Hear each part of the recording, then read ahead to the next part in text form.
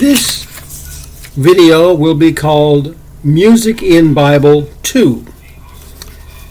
I was talking about the cross-reference resources I used last for music in the Bible, and I mentioned the Finis Dake Bible, and I said in his dictionary it should have been in his concordance. That has large amounts of cross-references which I've used. That is a correction of what I said before. Now, as I said before, we are going to be using this Bible here where I put the cross-references. Now, we can spend a long time in this, but what I have done in here with a pen, I have marked all places where it happens with a pen going on the side or in the middle, depending on how the pages are, so I can find them, so that I know everything that's going on in there and where to find it when I look through it. And surprisingly, when you go through this Bible, it's amazing how many cross-references there are to music. One, of course, the huge sections is, you might expect, in the Psalms, because the Psalms do have a lot of music in them. But you will also find this beginning in the Old Testament and the book of Genesis, for example. And also you'll find it in the New Testament all the way through to the book of Revelation, where you will find many. So there are many in here from all over the place. For example, let us take one example that we have in here. Now, what I do is mark them. I also do underline important words. For example, if we look in here, the first of those that we get is in the book of Genesis, chapter 4, verse 21. Now, you will see when you look in here,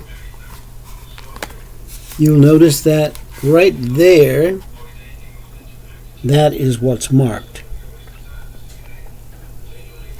And if you look there, you will see it reads as follows. And his brother's name was Jubal.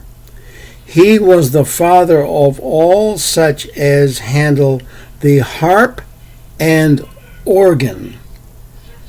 So there you have music, but you also have musical instruments.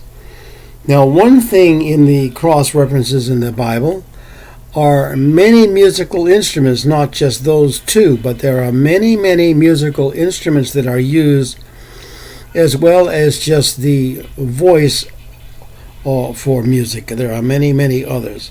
Now, for example, let's go back to the book of Psalms, for example.